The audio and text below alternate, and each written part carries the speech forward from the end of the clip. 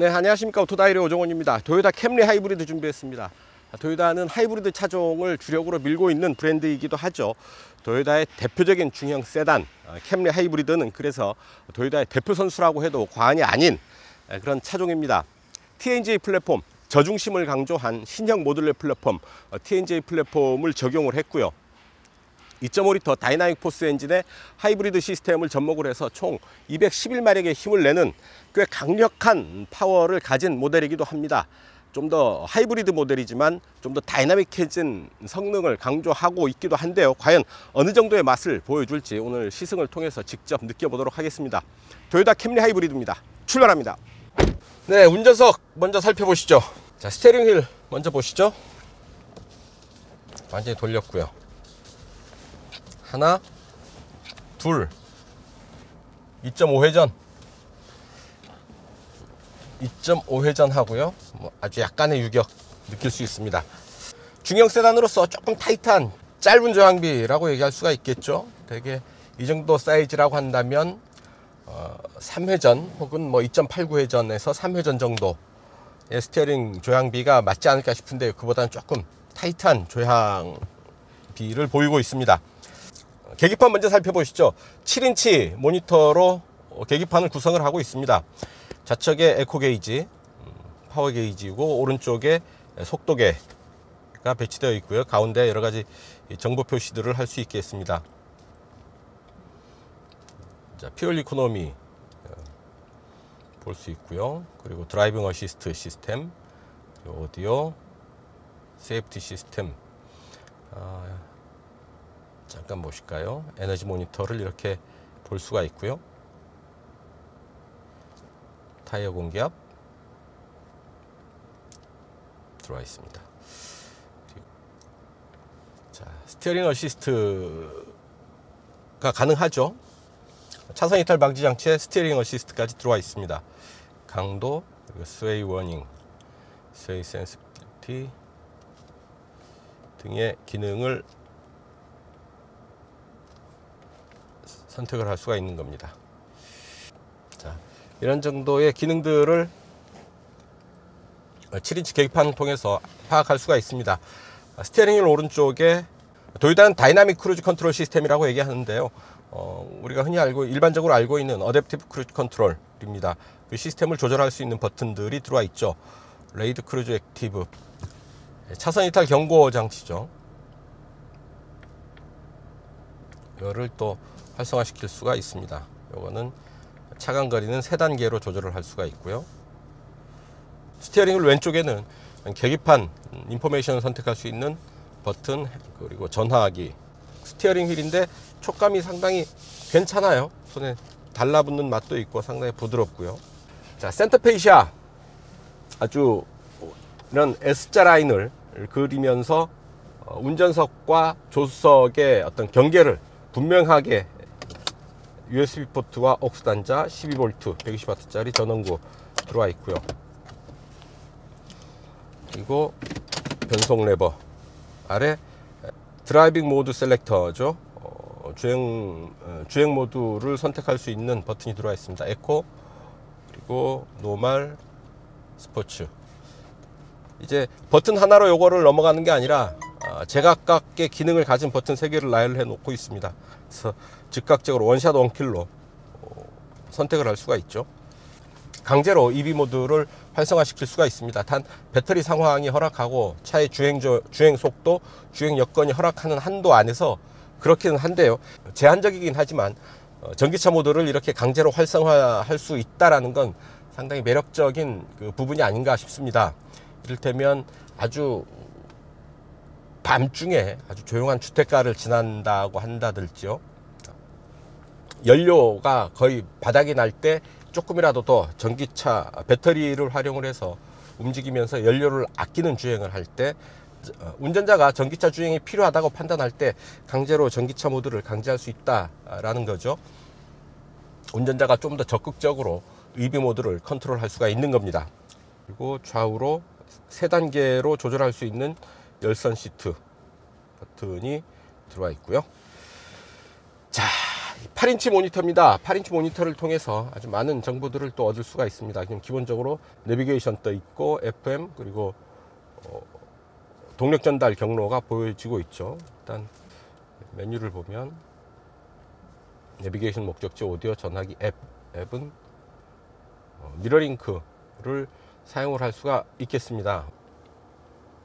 그리고 맵은 아틀란 지도를 사용을 하고 있습니다. 아주 선명하지는 않지만 제법 해상도가 우수해서요. 운행하면서 보는데 큰 문제는 없겠습니다. JBL 오디오 시스템을 적용을 하고 있군요. 모두 10개의 스피커를 적용을 하고 있습니다. 그래서 잠깐 음악을 들어보면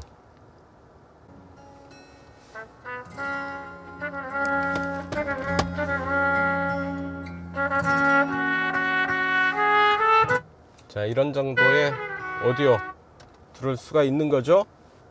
제법 입체감이 있고 질감이 좋은 소리를 들을 수가 있습니다. 그리고 조수석 이쪽 트림 이름을 타이거 아이 트림이라고 도요타는 이름을 지어놨네요. 어떻습니까? 호랑이 눈 같나요? 어쨌든 좀 고급스럽게 대시보드를 구성을 하고 있고요. 재질의 느낌이, 손이 닿는 느낌이 제법 고급스럽습니다. 그리고 이렇게 지붕 위에는 그렇게 크지 않은 사이즈의 선루프가 들어와 있습니다. 자, 시트가 운전자의 몸을 꽉 잡아주는 건 아니지만 느슨하게 좀 받쳐주는 느낌입니다. 느슨하게 받쳐주면서 이런 코너에서는 좀 더 운전자의 몸이 더 크게 흔들리지 않도록 잘 잡아주는 그런 역할 잘 하지 않을까 싶고요. 상당히 넓습니다. 그래서 엉덩이와 허벅지 부분을 넓게 받쳐줘서 편하게 시트에 몸을 의지할 수가 있겠습니다. 시트 포지션이 많이 낮아졌습니다. TNGA 도요타 뉴 글로벌 아키텍처 TNGA 모듈러 플랫폼을 적용을 해서 전체적으로 차의 높이를 많이 낮췄죠. 전체적으로 차의 높이를 많이 낮췄죠. 차 바닥 높이가 20mm, 후두가 40mm, 차 전체적인 높이는 25mm가 낮아졌습니다. 전체적으로 차체가 낮아지면서 무게중심도 더불어서 낮아졌습니다. 낮은 무게중심이 보여주는 아주 다이나믹한 주행 성능 잠시 후에 느껴보도록 하시죠. 뒷좌석 잠깐 살펴보고 출발하도록 하겠습니다. 뒷좌석으로 가시죠. 네, 뒷좌석입니다. 제가 앉았던 그대로 운전석 시트를 뒀고요. 뒤로 옮겨 앉았습니다. 주먹 2개가 들어가고도 훨씬 더 남는 여유 있는 그런 뒷좌석 공간 먼저 마주할 수가 있네요. 중형 세단이죠. 패밀리 세단으로 사용되는 경우가 대단히 많은, 그래서 가족들이 뒷좌석에 앉을 경우들을 상정해야 되는 그런 세단입니다. 충분한 넓이를 갖췄다고 볼 수 있죠. 머리 위로도 주먹 세워서 이렇게 하나가 정확하게 들어갑니다. 머리 윗 공간에 압박감도 거의 없고요. 그래서 뒷좌석에서는 아주 충분한 공간을 마주할 수가 있겠습니다. 자, 원버튼으로 차창은 이렇게 내려갑니다. 완전히 내려가네요. 그리고 올리면, 걸리면 다시 내려오고요. 자, 뒷좌석을 위한 2개의 공조 스위치 아래 2개의 USB 포트. 어디 가서든지 먼저 젊은 아이들이 찾는 게 USB 포트 아니겠습니까? 충전 포트 아니겠습니까? 이렇게 2개를 뒷좌석을 위해서 배치를 해놔서 아이들이 뒷좌석에서 각자의 스마트 기기를 충전할 수 있겠습니다. 싸울 일이 없다라는 얘기죠. 자, 이렇게 암레스트를 내리면 이제 2개의 컵홀더를 만날 수 있습니다. 아주 부드럽게 잘 작동을 하네요. 소프트한 재질이어서 이렇게 몸을 기대서 지탱할 수도 있겠습니다만 약간 좀 암레스트가 좀 낮은 느낌이 있죠. 그래서 몸을, 자, 그리고 뒷좌석에서 중요한 게 이제 배터리입니다. 이 차 하이브리드용 고전압 배터리가 이 시트 아래쪽으로 배치가 되어 있습니다. 좀 더 공간을 넓게 활용할 수 있게 됐습니다. 또한 무게중심을 낮추는 효과도 기대할 수가 있겠죠. 그리고 시트 오른쪽에 보면 송풍구 구멍이 들어가 있는데요. 바로 고전압 배터리의 온도 조절을 위해서 이쪽에 시트 오른쪽 아래로 송풍구를 배치해 놓은 점 볼 수가 있겠습니다. 자, 여기 이제 실내등이 들어와 있는데요. 실내등이 마치 보석처럼 표면 처리를 했습니다. 그래서 반짝이는 느낌이 상당히 새로운데요. 마치 다이아몬드가 반짝이는 것 같은, 보석이 반짝이는 것 같은 그런 느낌을 주는 실내등입니다. 네, 뒷좌석 이 정도로 살펴보고요. 저는 다시 운전석으로 건너가서 본격적인 시승 시작하도록 하죠. 자, 운전석으로 가시죠.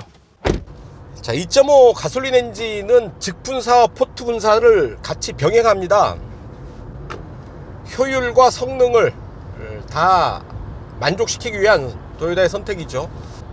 이른바 다이나믹 포스 엔진인데요, 엔진의 실린더 형상, 흡기포트 형상을 새로 만들어서 연료 분사의 흐름을 좀 더 원활하게 하고요, 열 효율도 크게 끌어올려서 좀 더 효율이 높고, 또한 성능 또한 고성능에 대응하는 그런 엔진으로 만든 겁니다. 그래서 엔진 출력은 178마력의 힘을 냅니다. 거기에 전기 모터가 120마력의 힘을 더 보태죠. 120마력이라고 한다면 그 모터만으로도 충분히 움직일 수 있는 그런 출력이 아닌가 싶습니다. 총 시스템 출력은 211마력이 됩니다. 그 211마력의 힘을 조율하는 것은 ECVT, 즉 전자식 무단 변속기가 적용되어 있어서요, 좀 더 변속 충격이 없는 스무스한 부드러운 변속감을 선보이고 있습니다. 계기판에서 아예 RPM 게이지는 사라져 버렸죠. 포르쉐가 계기판 한가운데 RPM 게이지를 설치한 것과는 정반대의 개념입니다. 즉 포르쉐가 어떤 그 퍼포먼스 중심의, 고성능 중심의, 고성능을 추구하는 브랜드라고 한다면, 도요타는 그와 반대로 효율을 중시한다 라고 해석하면 어떨까 싶습니다. 어쨌든 계기판에서 RPM 게이지는 사라졌고요, 그 자리에 에코 게이지, 파워 게이지가 들어와 있습니다. 실시간 동력의 상태가 어떤 그 힘을 쓰는 상태인지 충전 상태인지 뭐 이런 것들을 보여주는 거죠. 주행 모드는 에코, 노멀, 스포츠 3개의 주행 모드 중에서 선택을 할 수가 있고요. 에코 버튼에서는 툭툭 가속 페달을 툭툭 쳐봅니다. 거의 반응이 없습니다. 노멀에서도 그 차이는 약간 뒤늦은 반응 정도가 오고요, 하지만 그 차이를 크게 느낄 수는 없습니다. 스포츠 모드인데요, 역시 가속 페달을 툭툭 쳐보는데 반응은 거의 없거나 조금 늦거나 합니다. 스포츠 모드에서 이제 조금 회전수를 높이니까 약간의 좀 한 템포 늦은 반응이 오는데요, 이 정도가 도요타 캠리 하이브리드에서 느낄 수 있는, 캠리 하이브리드 스포츠 모드에서 느낄 수 있는 어떤 가속 반응이죠. 즉각적이지는 않습니다. 한 템포 여유를 가진 조금 부드러운 그런 느낌을 주는 스포츠 모드라는 얘기죠. 운전석에 딱 앉아보면 아, 차가 낮구나, 이런 느낌이 옵니다. 일단 문을 열고 들어와서 엉덩이를 들이밀어서 앉을 때 엉덩이가 푹 내려가는 그런 느낌, 그리고 운전석에 앉았을 때 보닛의 끝단이 보이지 않습니다. 위로 고개를 한참 들어 올려야 보닛 끝단에 카메라를 설치해 놨는데요, 보닛 끝단에 설치한 카메라가 지금 보이지 않습니다. 고개를 한참 들어야지 끝에 장착한 카메라가 보일 정도로 보닛도 많이 낮아졌고요, 운전석도 많이 낮아졌습니다. 그래서 노면과의 밀착감 좀 더 크게 느낄 수 있습니다. 그리고 속도를 내서 달리면 다이나믹한 그런 느낌이 좀 더 강하게 오는 거죠. 드라이빙 포지션이 낮다라는 얘기는 마치 카메라의 앵글이 낮은 것과 유사합니다.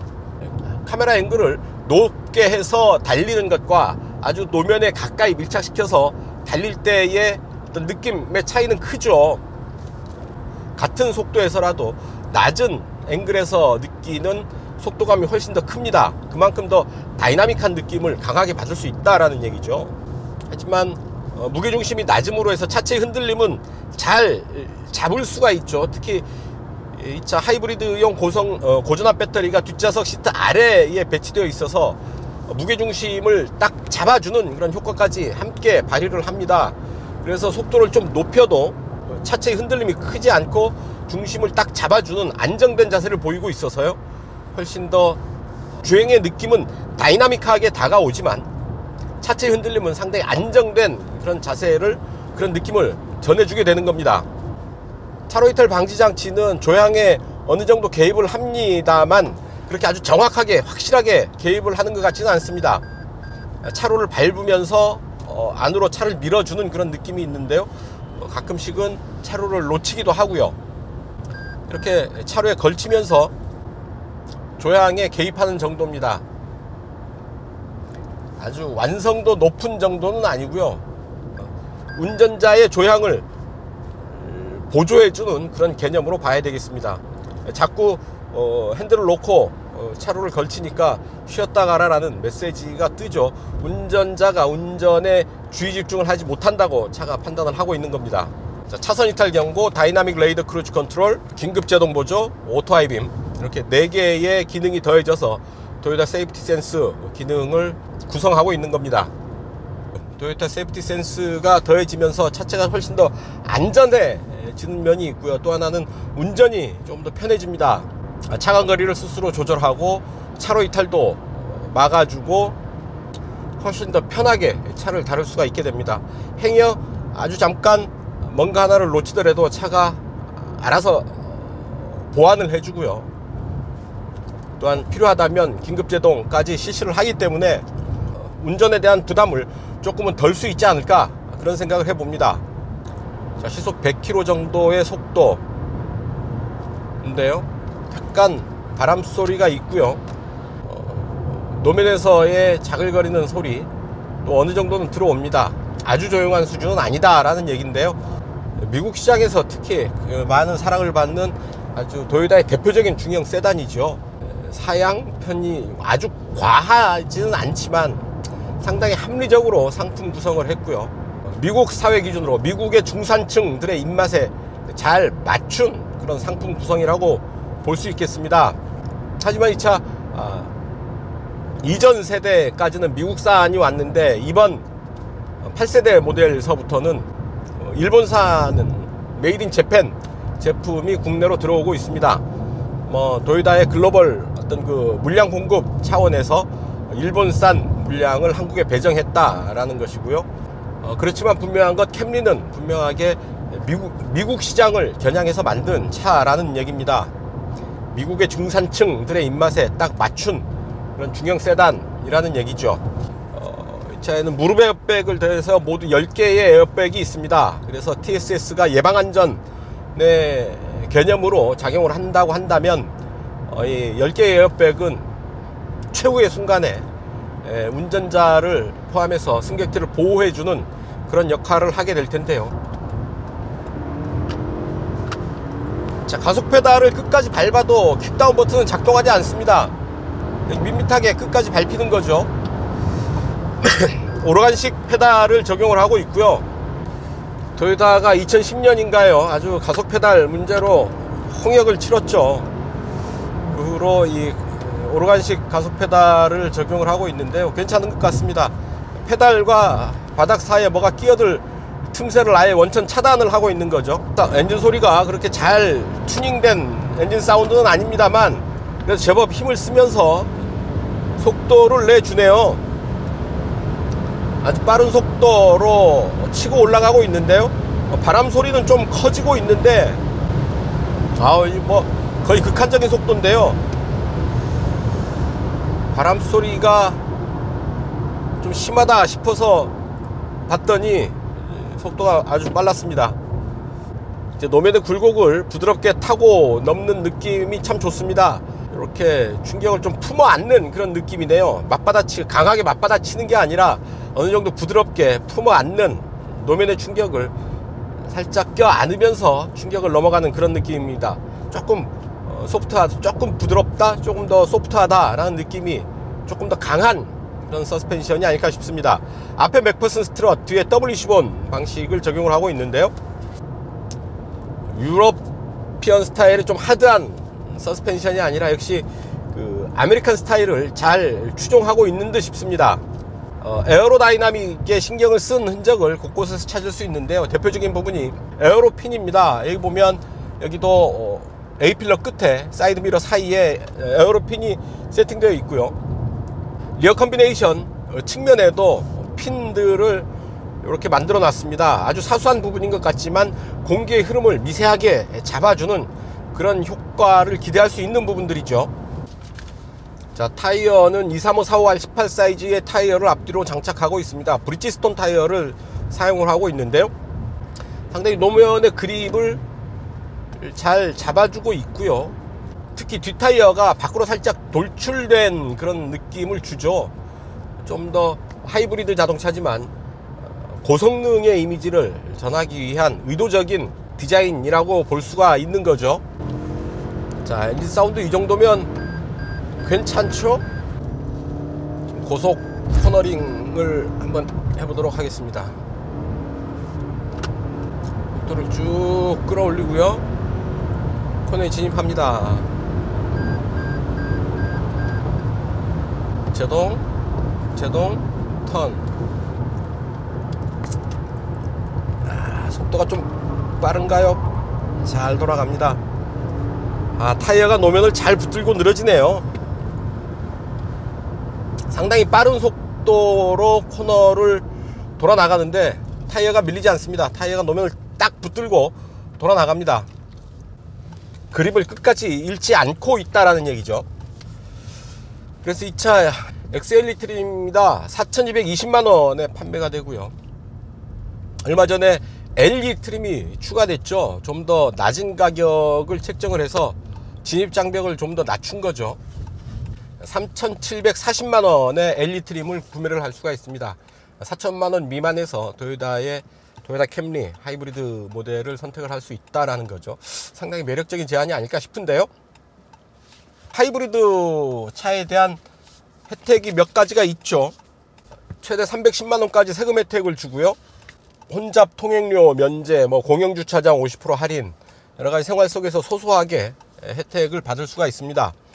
게다가 무엇보다도 연비가 좋죠. 그래서 연료 부담이 조금 더 덜하고요, 좀 더 경제적으로 차를 운용할 수가 있는 거죠. 그리고 무엇보다도 친환경 자동차라는 점입니다. 환경에 대한 부담을 조금이라도 덜어주는 그런 자동차라는 얘기죠. 지구를 생각하는 좀 의식 있는 깨어있는 소비자라고 한다면 이런 그 친환경 자동차를 좀 더 적극적으로 받아들이는 자세를 보여야 되지 않을까 하는 생각을 해봅니다. 강요할 수는 없지만 한 번쯤 다 같이 생각해 봐야 될 부분이라는 얘기인데요. 특히 도요타는 이런 부분에서 하이브리드 모델들을 앞세우는 그런 전략을 일찌감치 펴왔는데요, 한때 디젤 바람이 거세게 불 때도 디젤 엔진에는 눈길조차 주지 않고 하이브리드 자동차를 좀 더 중시하는 그런 전략을 지속적으로 펴왔습니다. 그런 부분들은 평가해 줘야 되는 부분이 아닌가 싶습니다. 고속주행에서 다이나믹한 면을 보여주고 있고요, 차체가 낮아서 훨씬 실제 이상으로 다이나믹한 느낌이 강합니다. 상당히 고성능 세단이다 라는 느낌을 받을 때도 있다라는 얘기죠. 하지만 전체적으로 어떤 그 하이브리드의 고효율, 친환경성을 여전히 잘 간직하고 있고요. 차선 이탈 경고 장치는 가끔 불안정합니다.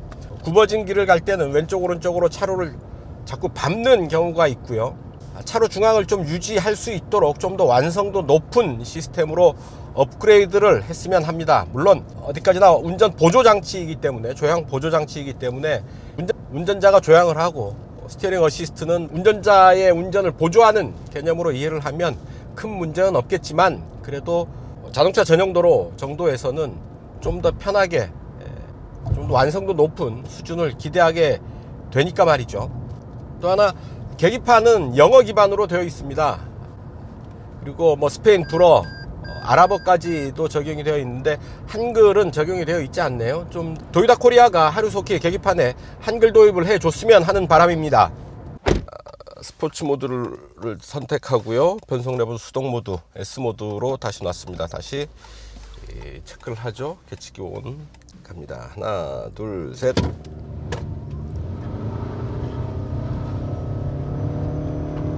초반에 강한 구동력이 강하게 걸리면서 휠스핀이 걸리는 걸 확인할 수가 있었습니다. 자, 이 차 공차 중량이 1655kg입니다. 211마력이고요. 그래서 마력당 무게비 계산해 보면 약 7.8km 정도 나오는데요. 제로백 타임도 아마 7.8초 전후로 기록이 되지 않을까 싶은데요. 네, 파주헤일입니다. 이제 서울 복귀하는 길에 연비 테스트 하겠습니다. 리셋했고요. 출발합니다. 에코 모드로 가고 일단 EV 모드로 활성화시킵니다. 최대한 배터리를 사용을 하면서 움직이는 게 연비에는 도움이 되겠죠. 움직이고요. 지금 실내 온도, 외기 온도 24도를 가리키고 있습니다. 살짝 더운 듯한데요. 일단 참아보죠. 에어컨은 일단은 끄고요. 가다가 더우면 에어컨은 나중에 켜도록 하겠습니다. 일단 에어컨은 끄고 갑니다. 자, 가다가 가속 페달에서 발을 떼면 오토 글라이드 컨트롤이 활성화되죠. 글라이딩 하는 거죠. 차가 무동력 활강하는 것처럼 달려가는 탄력을 최대한 이용하면서 차가 움직일 수 있도록 해주는 거죠. 연료 소비 없이 최대한 타력 주행을 할 수 있도록 보조해주는 그런 시스템입니다. 자, 주행을 하면서는 지금 에너지가 어떻게 움직이는지 신경을 바짝 쓰면서 운전하는 게 좋습니다. 배터리에서 동력을 많이 꺼내 쓸수록 휘발유 소비는 줄겠죠. 자, 오토 다이어리 루트 자유로를 따라서 행주대교까지 가서 88 올림픽대로로 바꿔 탄 다음에 이수교차로로 빠져나갑니다. 그래서 교대교까지 시내 주행을 할 텐데요. 네, 자유로를 따라서 27.4km 넘어서고 있습니다. 이제 행주대교 북단에 이르렀는데요. 연비 29.4. 와, 야, 이게 가능한 연비일까요? 29.4km/L를 기록하고 있습니다. 배터리는 약 절반에서 조금 더 남아 있고요. 이 차의 공인복합 연비는 리터당 17.5입니다. 고속도로 연비보다 시내주행 연비가 더 좋죠. 고속도로 연비 17.2, 시내주행 연비 17.8로 인증을 받았는데요. 하이브리드 차의 특성이죠. 시내주행 연비가 더 좋습니다. 자, 이제 행주대교 북단을 건너서 잠시 후에 올림픽대로로 접어들겠습니다. 소형 차면 모르겠는데 거의 대형 세단과 맞먹는 중형 세단인데요. 그런 차의 연비가 지금 30을 넘기고 있습니다. 이제 잠깐 정체 구간을 지났는데요. 정체 구간에서 연비가 오히려 더 좋아졌습니다. 29.98 지금 조금 떨어졌는데, 체증 구간에서 속도가 떨어지게 되면 배터리 구동을 하게 되죠. EV 모드가 되는 겁니다. 가솔린을 쓰지 않는다라는 얘기죠. 배터리의 힘으로 움직이기 때문에 연비는 체증 구간에서 좀 더 좋아지는 거죠. 물론 배터리의 잔량이 여유가 있을 때 적용되는 얘기입니다. 배터리 잔량이 여유가 없다면 체증 구간에서 엔진이 구동이 되면서 연비는 그렇게 더 좋아지기는 힘든 구조가 되는 거죠. 그래서 배터리 관리를 잘 해야 되는 게 중요한 포인트가 되는 거죠. 쭉 달려오다가 다시 교통체증을 만났습니다. 지금 29km를 기록 중인데요. 이 체증 구간을 지나면서 연비가 얼마나 변화하는지 살펴보도록 하겠습니다. 지금 29.1로 올라섰습니다. 배터리의 힘으로 움직이고 있고요. 엔진은 지금 숨을 멈춘 상태라는 걸 알 수가 있죠. 엔진이 활성화되면 빨간 선이 활성화됩니다. 29.2로 올라섰고요. 하이브리드 시스템의 이런 경쟁력, 신비한 능력, 바로 이런 체증 구간에서 바로 확인할 수가 있습니다. 29.4. 금방금방 이렇게 회복이 되네요. 연비가 거의 노량진 수산시장 초입에서부터 체증이 시작됐는데요. 여의 상류교차로까지 올라오는 동안 29.5, 29.6 이렇게 연비가 회복되고 있습니다. 역시 배터리로 움직일 수 있는 하이브리드 시스템을 갖추고 있어서 가능한 얘기죠. 29.7. 이제 체증이 계속 이어지면 배터리 바닥까지 닿으면 한 30까지도 30 넘어까지도 가능해지지 않을까 하는 생각도 해봅니다. 29.8. 와, 거의 뭐 1km 정도 될까요? 1km 정도 되는 구간을 슬슬 움직여 왔는데, 배터리 힘만으로 움직여 왔는데 29에서 이제 29.8까지 연비가 개선됐습니다. 29.9까지 올라왔죠. 이러다가 이제 30이 되겠죠. 계속 배터리로만 움직이고 있습니다. 자, 체증이 강한 하이브리드 직접 이렇게 확인을 해 봤습니다. 자, 외기온도 27도. 뭐 좀 덥습니다. 에어컨 최저로 한번 틀어 봅니다.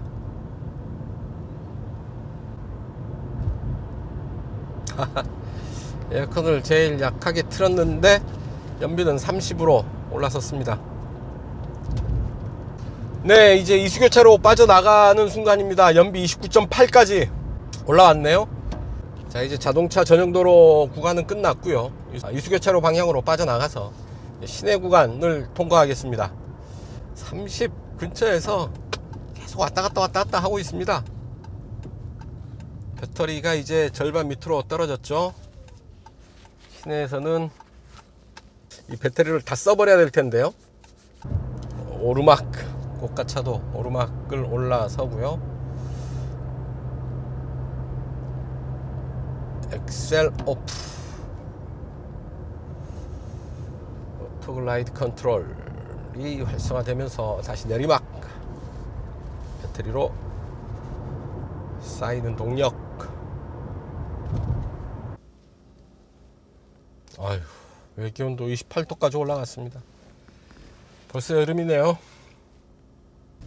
29 29, 30, 29, 30 좀처럼 더 그 이상 떨어지지 않습니다. 네, 이제 서초역 사거리고요. 좌회전해서 마지막 구간 가겠습니다. 자, 연비 28, 오르막 내리막 가는 동안에 28까지 떨어졌고요. 배터리 잔량도 한 5분의 2 정도 남았습니다.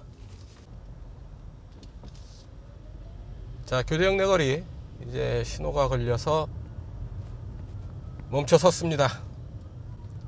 땡. 자, 연비 28.1 기록했습니다. 아유, 대단하지 않습니까? 캠리 연비가 28.1이라니요. 대단합니다. 자, 트립 정보 볼까요? 평균 속도 53, 1시간 3분 동안 평균 속도 52km로 달려왔습니다. 이동거리 이제 누적거리고요. 이 차를 가지고 리터당 28.1km의 연비를 기록했다. 야, 아무리 하이브리드라고는 하지만 정말 놀라지 않을 수 없는 연비입니다. 자, 캠리 하이브리드 연비 테스트 28.1 기록했다라는 보고를 드리면서 연비 테스트 여기서 정리하겠습니다. 네, 지금까지 도요타 캠리 하이브리드 시승을 했습니다. TNGA 플랫폼을 적용을 했죠. 저중심 설계를 강조하는 TNGA 플랫폼을 적용을 해서 하이브리드 자동차지만 상당히 고성능의 맛을 느낄 수 있습니다. 작자하고 달리면 고속 주행할 때 아주 다이나믹한 그런 고성능 세단의 면모도 충분히 맛볼 수 있습니다. 미국의 중산층 입맛에 딱 맞춘 그런 중형 세단이다 싶은데요. 차에 딱 들어서 보면 그 의미를 바로 알 수 있습니다. 아주 충분한 공간, 그리고 무난한 성능, 합리적인 가격, 이런 부분들이 어떤 그 미국의 중산층뿐 아니라 이제는 한국의 중산층의 입맛에도 어느 정도 잘 맞지 않을까 하는 생각을 해보고요.